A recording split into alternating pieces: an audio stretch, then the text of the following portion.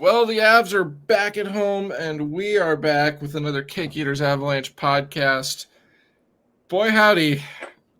I don't know. I'm really not entirely sure why they keep scheduling the Blackhawks to play the Avs. I guess they really want to make the season opener easy for them, but that was That's not 3 a very years in a competitive row, hockey 3 game. straight beatdowns.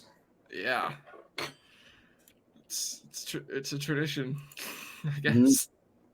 The Avalanche have won the award of beating down the Chicago Blackhawks on opening night 3 years in a row. Yeah. They have won the award. If we were the Nashville Predators, we'd hang a banner. Mm-hmm. Well, I mean, yeah, I was winning 4-0. That was pretty dominant.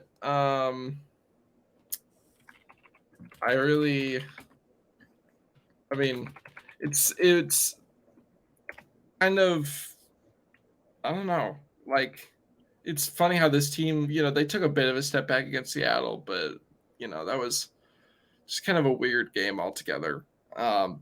It's very encouraging to see how the team keeps improving, and even more encouraging that they still have more to give.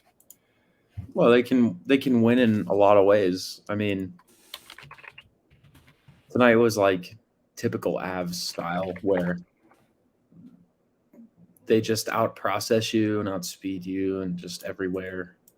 And then it's where they beat you and they take your soul with them. Definitely took their soul. Yeah, and then the game against Seattle, it's like they beat you, but they it's just like it's like a back alley. It's like a back alley, brawl. Yeah, it's not pretty or anything. They're not taking souls. They're just winning. Just two drunk dudes just exchanging blows. Exactly. And then and then there's that Kings game where it's just two good teams playing good hockey, and the Avalanche usually win those games. You know what's even funnier is that this may not have even been the most dominant game that the Avs played this week. No, I would argue that, yeah, I think. Well, do you think the San Jose one was more or less dominant? I think less. That's the question. Less because it was like actually not that lopsided until the third period when they were down by a goal. Yeah, I definitely think that they were and I feel like the Sharks had a bit more chances in that game. Yeah, this was just like a slow, drawn out. It was just like a slow, drawn out death in the Avs. It's like that GIF from The Simpsons where it's like stop, he's already dead. Yeah, that's exactly what it was. That's kind of what Steve Levy was like tonight. He was like, Jesus Christ, could this just? I'm tired. I want to be done with this. Yeah, I mean, I didn't hear Steve Levy. Yeah, I've cake. I was got vanilla cake. I mean, it was a pretty vanilla game from the Avs. Pretty casual. Vanilla, yeah. I mean, they gave up less shots to Chicago tonight than they did to Seattle in one period. In the first period. Yeah. So that tells you two things. That tells you that the Avs have better than they did against Seattle, which we knew. And it also tells you that Chicago is just, they're just really bad. Not great. Yeah, they're really terrible. Well, let's dive right in on this one. So, I mean, the game got off to a pretty slow start. Mm-hmm. I guess I wouldn't say slow. The energy was high, but the execution was a bit. Yeah, high energy. They were a little too excited. Yeah, that's okay. They all took one too many sniffs of smelling salts, kind of. Yeah. Mm-hmm. But it was fine. I mean, you just kind of knew it was on when first shift, Nathan McKinnon's just barreling down, and you're like, okay, so this is like You knew it was on when Nathan McKinnon had the easiest face-off win of his career against Connor Bedard. with the opening draw. Yeah. I mean, yeah, he just barrels down the ice, and they like get. It's not like a great chance or anything, but you're like, okay, so this is a lot better already than what we saw in Seattle from the top guys. So this could be a long one for Chicago, and it was, yeah. Yeah. I mean, just imagine how miserable that has to be for a Chicago player. I mean, you're on the end of like a 5 or 6 game road trip to start the season, and you run into the Avs on their home opener. And not only do you run into the Avs on their home opener, you run into the Avs after they've just played a frustrating game. Yeah. Where they had to kind of squeak by. And where their stars didn't play well. Yeah. And I mean, it was just like, this was just always going to happen. Yeah, it was definitely like a little bit. There was a little bit in doubt, just a little bit at the beginning, just because it was messy and, it was a late start. So it's like, yeah, you never know. And, teams usually don't do super great coming back from a road trip. There's usually a little bit of a hangover, but the Avs got rid of that pretty quickly, which was good. And yet again, the penalty kill, more specifically Logan O'Connor. This PK, man. It's kind of ridiculous. So I first want to really just stress, like, this is really just not how you power play. That's not how you do it. What, you don't walk into 2 guys and with your head down along the boards? No. Yeah. No. Good play by Josh Manson, but like also that's really bad. Yeah. Mm-hmm. Yeah, it was. He made a good play. They broke it down on the TV. Ryan Callahan broke it down, and I think he did a good job.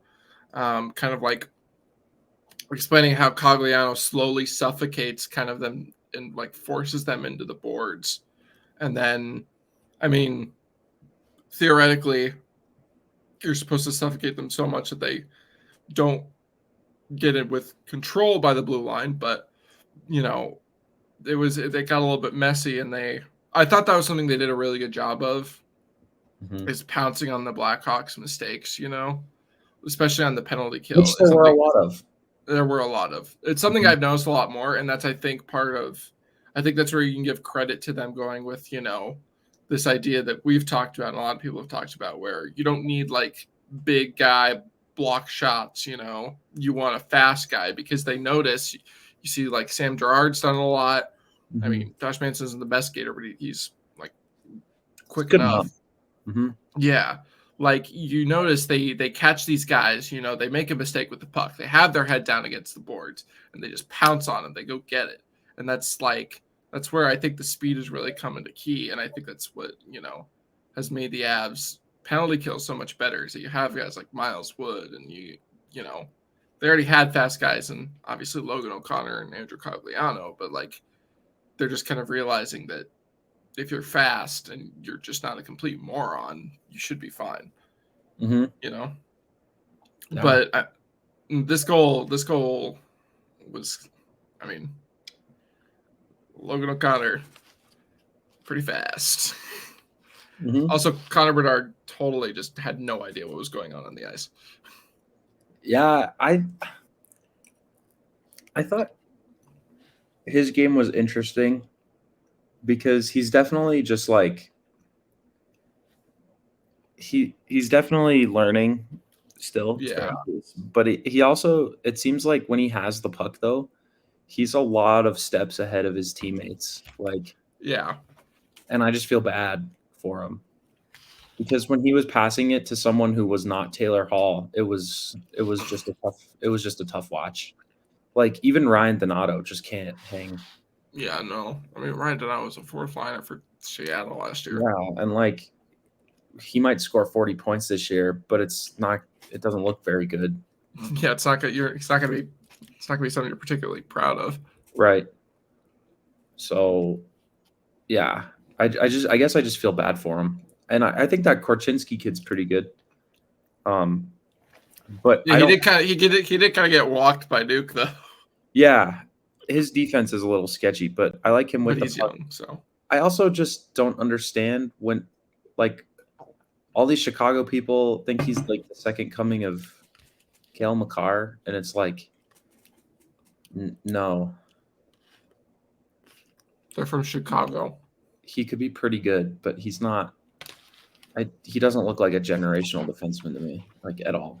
Yeah, so far in the games that I've seen of Chicago, he hasn't popped a lot. But He makes the right play a lot, but that's just about it. It's not like something high. It's not super high. yeah, end.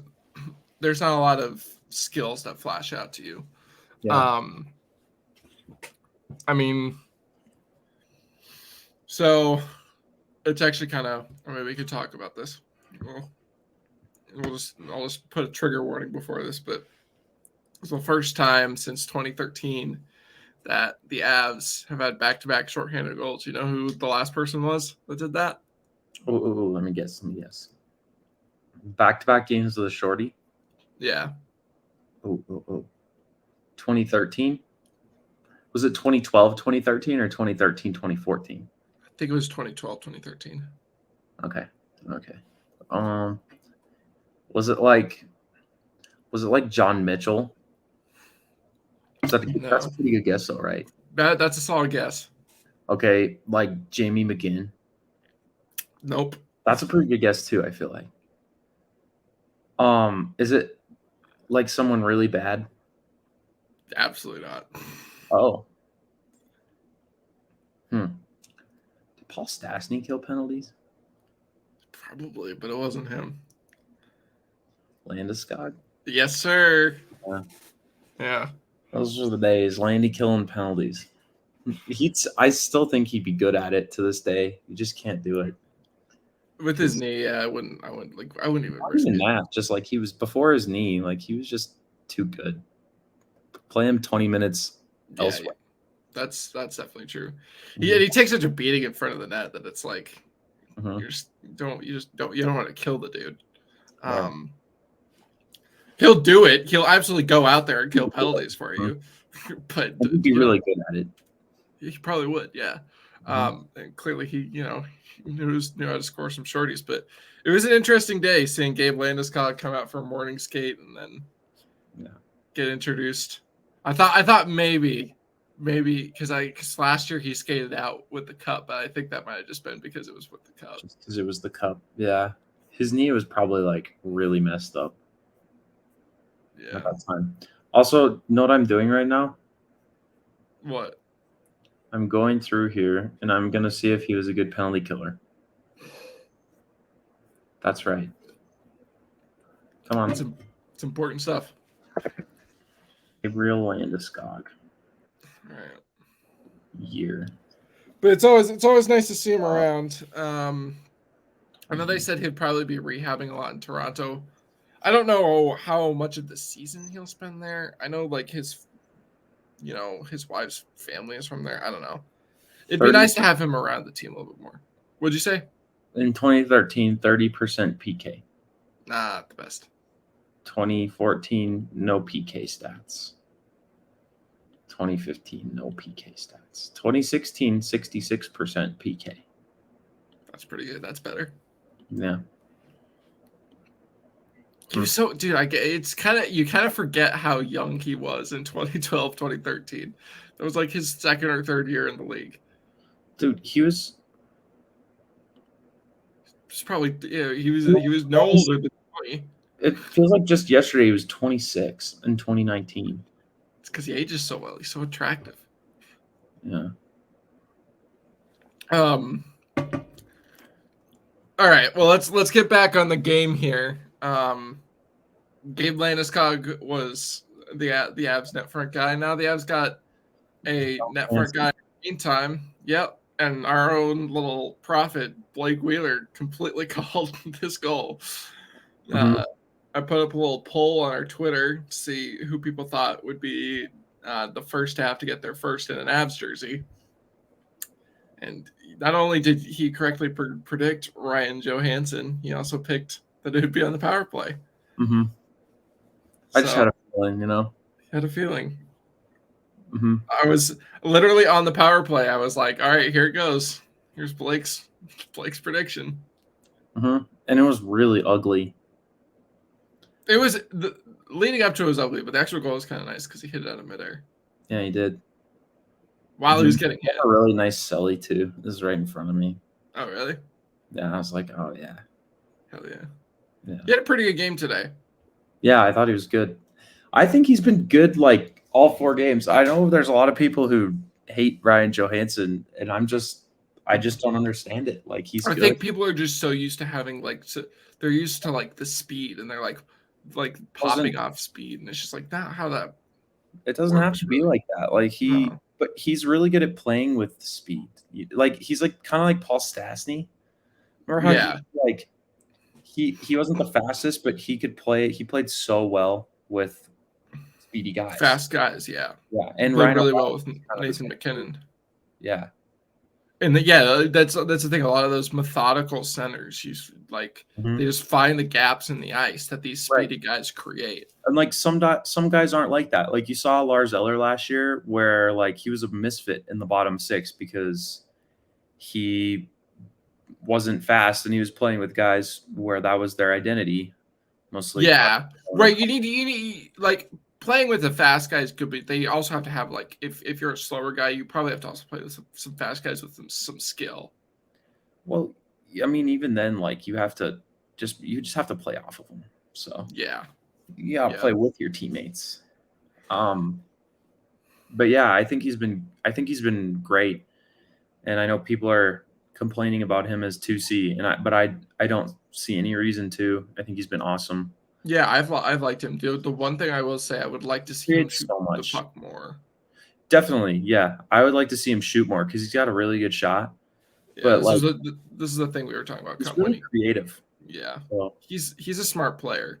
Mm-hmm. I think last game he got a bit of a bad rap because of that one power play shift where Nate kind of handcuffed him a few times, and he kind of took the brunt of that. Well, he's really tall, and he uses a really long stick, so like pucks in his feet are going to be a little tougher. Yeah, exactly. You can just tell like he sometimes has a little trouble with pucks in his feet, but like the close quarter stuff is not. That's fine. Yeah. Not every player needs to be. Also, like he's also just huge. He's I don't know if people understand that. He's a big boy. Yeah. Which is why he was able to get 5 whacks at this rebound before. And he's also angry. Like he doesn't just like go around the ice, without getting his licks in. He definitely, accidentally bumps into people, Yeah, I think that was a misconception when he came here, is that, there was some talk about engagement issues, and it's... No.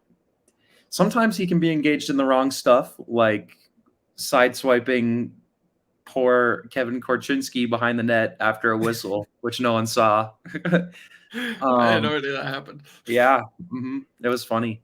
And it was like kind of up high too, and he was like, the Blackhawks were mad and stuff, but he didn't care.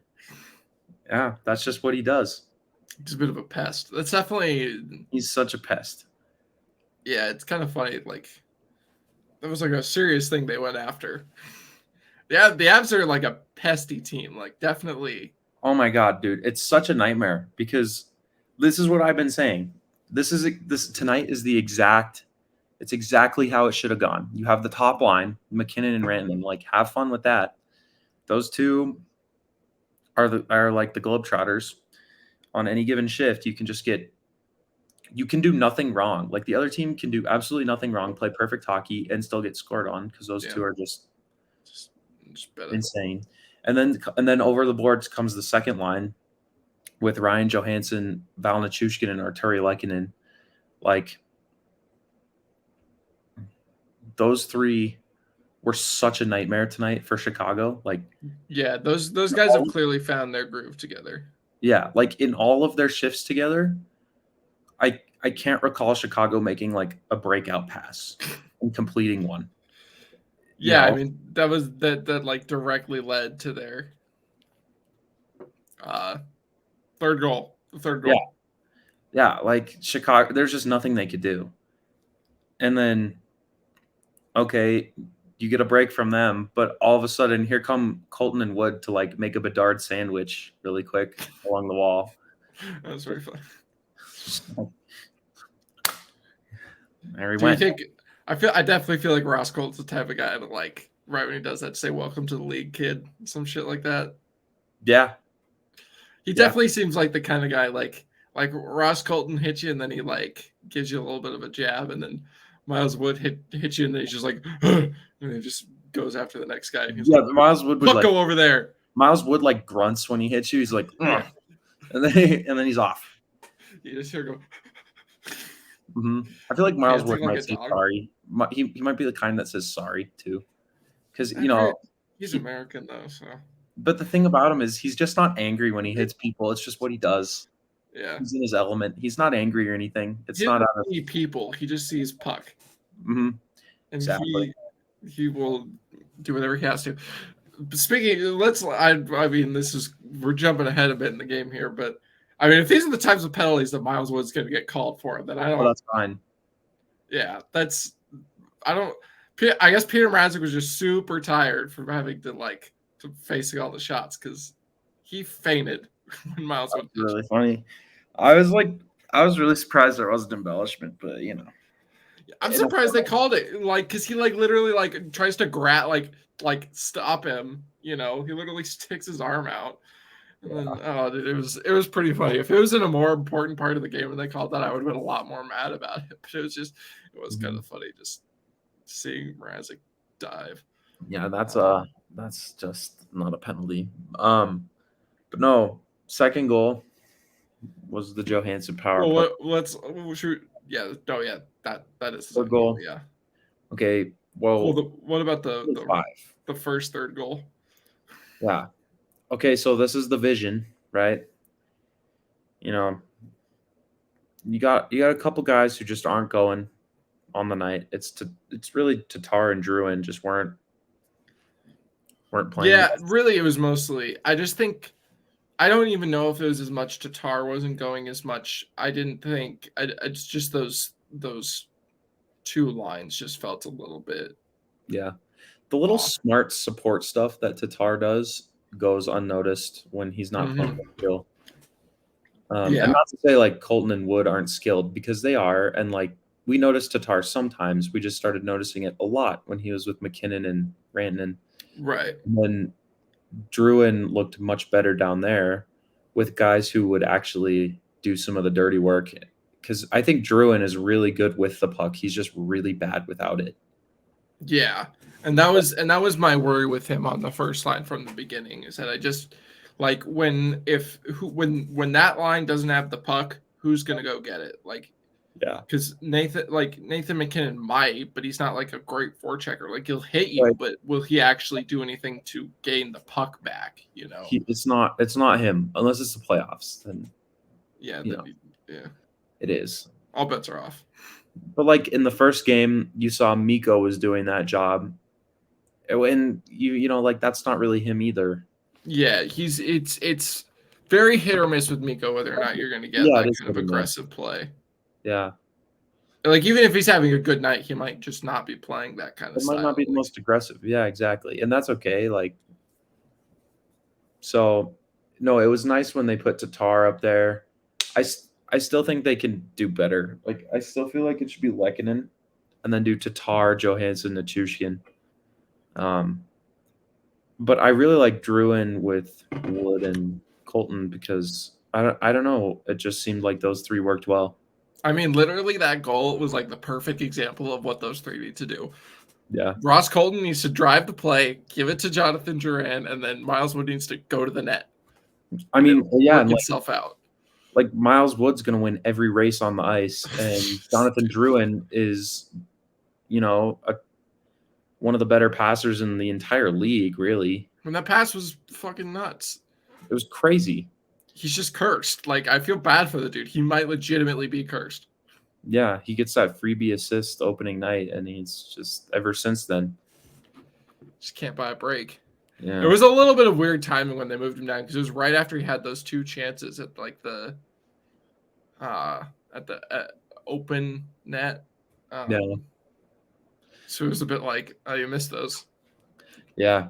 Well, okay, so and then the But goal after this, that play was good. I really just wanted to get to this goal because who's on the ice for this? It's Tatar, Johansen, Nichushkin. that's true. Did you see that shift? That shift was like they weren't like they literally they kind of were just like cycling the puck through They did Chicago. whatever the hell they wanted. Yeah. Yeah. It was like there weren't any Chicago players there. They were just And like, if they, like literally even if a Chicago player had the puck, it was back with them in like 10 seconds or yeah, 10 I was seconds, like, like well, a half a second. I was like, well, here comes Val NIchushkin to steal it. Shishkin's like, yoink. Uh-huh. So yeah, those three, I feel like that should be a line because that's like the first shift we've seen of that trio together all season. And they score and they have the puck for like a solid 45 seconds, and then they score on like an insane play. Yeah, give me more of those three, please, and then put Lehkonen up there. I Because mean, like I don't even remember all of the passes that led to this goal because they were all just so insane. Like I remember it got moved from the goal line to Tatar, and then Tatar sees Nichushkin cutting towards the net and is like, "Oh, here you go," and drops it right yeah. to him. And Nichushkin, like nobody passes that. Like that's like Peter Forsberg shit. Like Yeah. that pass, like nobody, everybody shoots that. You're in the slot, and he just is like, "No, I see Devon Taves back door wide open." And you know what it reminded me of? It reminded me of that pass to Berkey in game one. Oh, in game one. Yeah. Yeah, that was definitely similar vibes. He kind of like fakes the shot Mhm. coming down and it's just Yeah. like, here, open net, have fun. Door. Yeah. And like obviously that one's off the rush. It's a little different, but it's kind of, I don't know, it just felt similar to me. It was the vibes are definitely similar. Just really quick, uh, expected goals expected goals against for both Val NIchushkin and Ryan Johansen. 1/100th of Point a goal. 0.01. Yes. Wow. How many for? 0.43 and 0.29. So not like, Yeah. but still pretty good. Mm-hmm. Pretty good. Yeah. Yeah, no, this is a good game for them because you come back on from the road and you just get like this kind of like I said something about it a little bit before. I was like, I think this is really going to be good for these new guys to kind of they'll get the matchups they want against a weaker team, and they'll finally start to get a little bit of comfort with like the Avalanche a little bit more with their role on the team. Yeah. Whereas when you're getting thrown against the road against two teams with some of the best depth in at least the West, in Seattle and LA, it makes it a little bit tougher. You're brand new to the team, but then I think they really did a good job. That goal was great, and then Nathan MacKinnon, this wasn't his best game, but he was definitely he didn't have any points last game, but he was definitely hungry for this one. It wasn't bad. It wasn't like anything amazing, but It wasn't pretty, a lot but better. yeah, this is one of those pure try hard Nathan MacKinnon games. It just looked like he's fighting the puck a lot. Yeah, no, him and Mikko were fighting the puck. Yeah, Mikko. Yeah, Mikko didn't look great. Mikko had a bunch of pucks come off his stick. Yeah, no, that's right. Yeah, Mikko was getting like set up for all these chances, and he would just like either defer or like not score. And it was like, yeah, okay, it's like, okay, Mikko, of course you end the game with an assist because you're Mikko, but like also, let's finish one of those. How the hell did he do that? Oh, it was on the Johansen goal, I think, if I remember right. What was his assist? I think he passed it to Lehkonen, and Lehkonen shot it. Mm-hmm. and then Sure. Johansen had about 10 shots on that, and then scored. Really quick, I did want to mention Val NIchushkin. I sent a tweet on this. 3 out of 4 games, he's been probably their best player. He's been pretty good. Besides Cale Makar, like better than pretty good. He's been really good, yeah. Like it's crazy what Val NIchushkin on like a fine ankle can do. He dominated tonight's game. He was really good. I mean, he literally started he made that one play at the beginning of the period, the first, where he kind of whiffed on a puck, and then I don't know who it was, but then he literally just bullied them off of it, danced Kevin Krasinski, and got like a shot on net. Yeah. Did you see that they added a Jack Johnson assist onto the? Yeah, that's what I just. Well, I turned to my dad right when that puck went in, and I just uttered the words Jack Johnson assist. Who did they originally give it to? I don't know, but it was Jack Johnson. I didn't even know they had to change it. I just that it was always his because it was rightfully his. I don't know. I'll check the. That was just an all-time shift right there from Jack Johnson, if we're being honest. Yeah, Jack Johnson was buzzing a little bit tonight. There's definitely some moments where you're like, this dude's just kind of like, I say this kind of jokingly, but like this dude's like better Ryan Graves with the way he just like he picks up pucks on the corner of the point and he just shoots them. Just like to the net, you go. To the net it goes. Well, and it's because he knows he's like, well, if I look D to D, this could get picked off because I'm slow, and if I, and I don't just want to go back down to the corner, so let's just shoot it a little bit wide and see what happens. Yeah, that's really funny. He almost, there was a point where he broke away at the first period and he got like some space and he got a slap shot off, and I was like, is he gonna do it again? Yeah, so it was a little disappointing, I'm not gonna lie. And then he didn't, but that's okay, It's all right. Even the king can't be perfect. Yeah, sad stuff. That was a great shift, and of course, ends with a goal. Yes, sir. Really nice play by Tatar to get it to McKenna. Yeah, no, that pass was really nice. It's just like a wide open net, really. Yeah, it was a really nice behind the back pass, and Nate just had to tap it in. He doesn't miss those. No. Peter Mrazek is just such a fun goalie to watch.